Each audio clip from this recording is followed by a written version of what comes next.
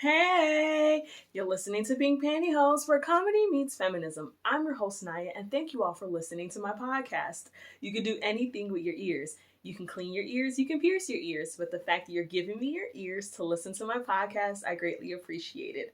So, today we're talking about pleasing yourself on all things pleasure. I'm talking masturbation, sex toys, porn, the whole shebang. But before we jump into the episode for today, we gotta handle some business. I need y'all to share. I need you to subscribe, like, rate, leave some reviews, comments, all that jazz, even a sprinkle of hateration because are you really popping if you don't have haters? Nah, for real, I'm here for the honesty. Like, compliments are good, but we grow through constructive criticism. But, anyways, so today's feminist lesson is there's no shame in pleasing yourself. So, this episode was inspired by a recent situation I had. My homeboy, he sent me some money. Shout out to Chris. He's one of the most feminist minded, human dignity minded people that I know. And he sent me some money and I bought me a bullet because I needed a sex toy. And I am very pro clitoral stimulation, vibrators, all that jazz. I've yet to experience vaginal pleasure. So on my to-do list, y'all. I'm gonna work on it. So I like bullets because they're small, so you can travel with them. Usually they're inexpensive depending on which one you buy. And it gets the job done. So recently my cycle had passed. And if you're a loyal Pink Pantyhose listeners, and or if you just really know me, you know that I get super aroused when it's that time of the month. So I'm playing with myself, I'm doing my thing, and me being curious old Naya, I was like, let me just pop this bullet in, just slide it on in. So one thing about me is that I am not a fan of TMI. I share details about myself, and honestly, I wish we had more TMI moments amongst people because we would normalize human experiences and people would be less insecure. Like, oh, you do that? I do that too. Now, I'm not saying share all your business, but there's some things that you're going through that other people are doing too. But nonetheless, your girl got that grip. So it slipped in and I got scared for a moment. Like, oh my gosh, how am I gonna get it out? Like, imagine having to go to the emergency room. Nurse, what's wrong with the patient? Well, Miss Brooks got a toy stuck in her. Awkward. But I remained calm because a hectic mind can't get anything done. So I was like, Naya, just push it out. Because along with that grip, your girl got that wet. So it just slipped out like a slip and slide. Y'all remember Deep River Water Park? Deep River Water Park. Super splash-tastic. Hey. So yeah, that's what inspired the episode, that recent situation. And then also, it was so silly, y'all. I was so silly. So you should always wash toys that you use because you can, I don't know the science behind it, but basically you can have some like bacteria, I don't know. But always wash the toys that you use and also wash your genitals after having any form of sexual interaction or sexual pleasure. And I remember washing off the toy, just putting soap and water on it. I was like, oh my gosh, this is going to break. Like, it can't, it's too much water. And I was like, wait, it's a toy. Like, women are wet. It's okay. I still think I should have used like sex toy cleaner and a cloth, not just straight soap and water, but something better than nothing. But nonetheless, I am very pro sex toy masturbation. One of the reasons being, as I previously mentioned, it decreases the likelihood of contracting an STI. You know where you've been. Of course, you can still get like vaginitis or a yeast infection. Okay, I'm not going to even go into the science of it. Just know, just clean yourself. Long story short, it's way safer than having sex with a person or peoples. Also, I'm very pro sex toys, sexual pleasure, because it's a great opportunity to learn about yourself, explore yourself, like explore your body. Because oftentimes we get shamed for anything as women that relates to our body, our anatomy, if it's not benefiting someone. And then even when we try to please people, we still get shamed, like slut shame. It's real. And the other reason, one of the more important reasons, is I'm very pro masturbation, pro sex toy, is because it's no nonsense. Because if you're like me, and you're unfortunately attracted to the male species. Some guys, they just talk themselves out of some pussy. Like, we be here, he be this close to getting draws, y'all, this close. And then he'll say something like, whoops, killed the dream. Like, ask for some nudes or hit you with a WYD. What am I doing? Not you anymore. So when you have toys or you masturbate, pleasure yourself, it's just you and you. Unless you're saying stupid stuff to yourself that get it together. I don't know what's going on. Nah, but my relationship with sex toys, masturbation, it's a synergy. It's a whole circle of life. It started out with porn to masturbation. No, porn to toys, then masturbation. Full circle of life.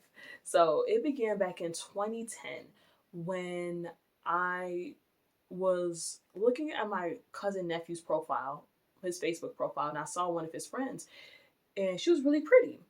I later found out it was a fake account because I saw her picture on multiple accounts.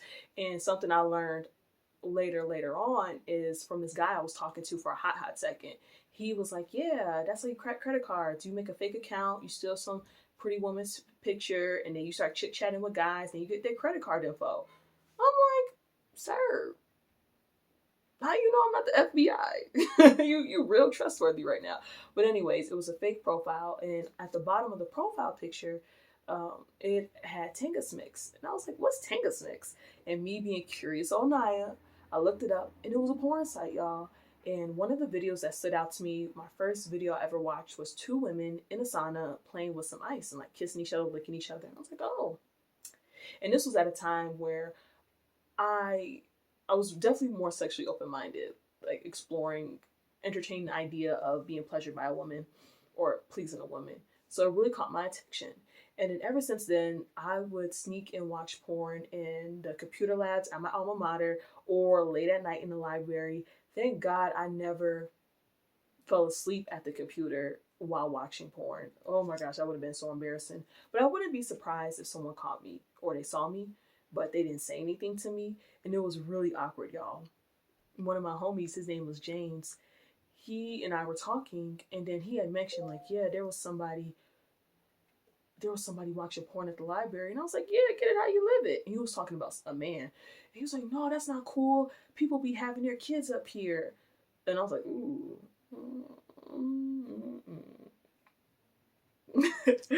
So fast forward to my second year of college. I'm a sophomore. It's 2011, 2010. And I officially become a women's and gender studies major. Because of my past experiences with sexuality, I concentrated on gender and sexuality courses. And one of the classes I took was called Performance of Gender and Sexuality. It was partial acting and some readings. And in one of the classes, we watched an episode of Sex and the City, specifically the episode about the rabbit. And I never watched Sex and the City before. And I'm not going to front. A small portion of me felt more aroused after leaving all the classes, but another part of me was just super horny and deprived because I told myself, pump the brakes on having sex, Naya, because I would binge and have sex in high school. Like I would have sex, take a break. Sex, take a break. Nigga, take a break. Nigga, break. And I told myself, Naya, you don't want to be known as a hoe in college. So I was abstinent. I tried to get my freak on, but you know, guys, they just, yeah. But anyways, so I remember leaving my Performance of Gender and Sexuality class, and I told myself, I'm tired of being horny. I want a sex toy, and I want it now. I want it all. No, but I get on a train because I went to school in Chicago, went to the north side, went to Lover's Lane, and I'm talking to the sales associate. Side note, another reason why you should buy sex toys or why I'm a fan of them is when you buy sex toys, usually you're supporting a woman. Because from my experiences, women sell sex toys. I mean, I've yet to meet a man who has done it.